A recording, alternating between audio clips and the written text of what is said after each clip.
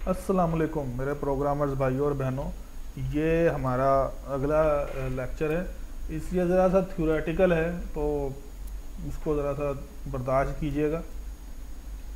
Basically आप देख रहे होंगे तो ये मैंने नया एडिशन यहाँ पे किया है। इसको यहाँ पे मैं आपको चेक करवाता हूँ। तो ये देखें, ये माय सॉन्ग्स लिस्ट है।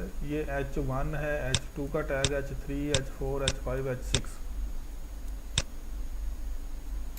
ये अगर आप कोई ऐसे लिख रहे हो या आप अपनी वेबसाइट की हेडिंग दे रहे हो, जो हम आगे करेंगे इस काम को, तो वहाँ पे ये इस्तेमाल करना है आपने। ये चीज़ लाजमी याद रखनी है कि आपने सिर्फ जब आपने कोई हेडिंग देनी है या आपने कोई चीज़ इस तरह की लिखनी है कि आप उसमें देना चाह रहे हैं कि जनाब ये चीज़ इस तरह मैं करना चाह रहा हूँ, या मतलब मजमून लिख रहे हैं या आप स्टोरी लिख रहे हैं या आप कॉलम लिख रहे हैं, तो आपने अपने कॉलम को हेडिंग देनी है। तो वो H1 या H2 या H3 इस तरह के किसी टैग से देने जो आप बेहतर समझें उधर उस वक्त।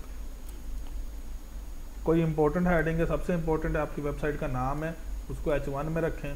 आपकी वेबसाइट के उसके सब कंटेंट्स हैं उसको H2 में रखें। उसके बाद उसके अंदर के जो कंटेंट्स हैं उनको H3 में रखें।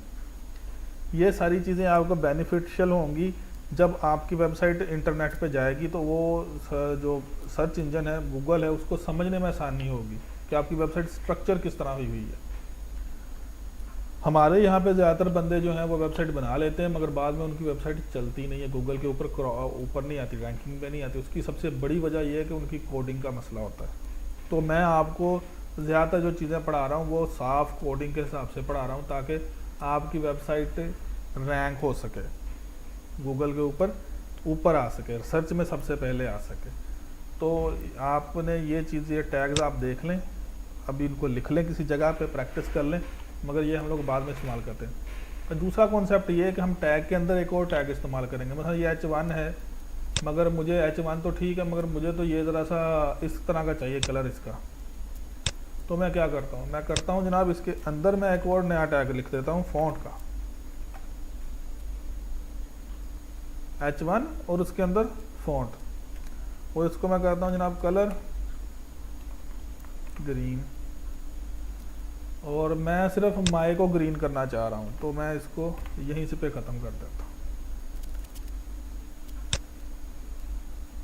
इसको रिफ़्रेश किया तो ये देखें, ये हिस्सा ग्रीन हो गया।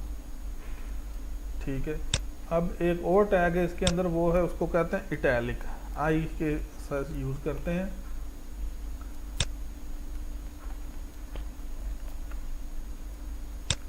वो लिखा, रिफ़्रेश किया तो ये देखें, ये सॉन्ग ज़रा सा टेढ़ा हो गया। अब ये लिस्ट भी चूँकि मैंने इसके अंदर डाल दिया था, तो ये लिस्ट भी उसी के साथ ही इटैलिक हो गया। मगर मैं लिस्ट को नहीं करना चाह रहा, तो मैं इसको यहाँ से यहाँ पे ले आता हूँ।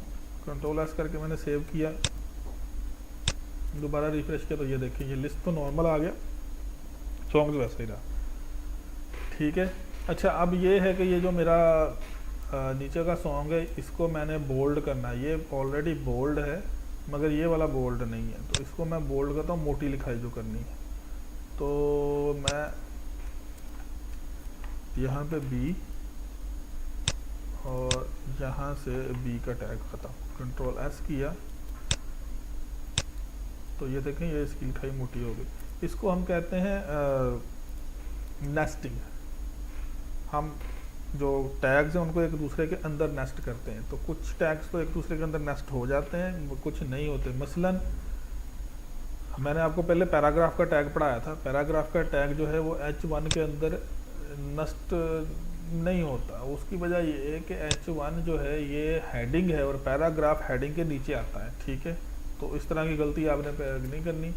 बाकी ये हमारी जो लैंग्वेज है, या HTML, ये बड़ी फॉरगिविंग लैंग्वेज है। आप कोई गलती करें भी तो उसको खुद ही मैनेज कर लेती है। तो इसकी ये आपको बड़ी हेल्प देगी इस काम में। ठीक है, इसलिए परेशान नहीं होना। ये हमारा आज का था लेक्चर, तो इसको प्रैक्टिस करें। नेक्स्ट टाइम इंशाअल्लाह हम लोग को बनाएंगे जनाब, अपनी प्रॉपर वेबसाइट की तरफ जाएंगे कि किस तरह प्रॉपर वेबसाइट बनती है। तो अगले लेक्चर तक के लिए अल्लाह।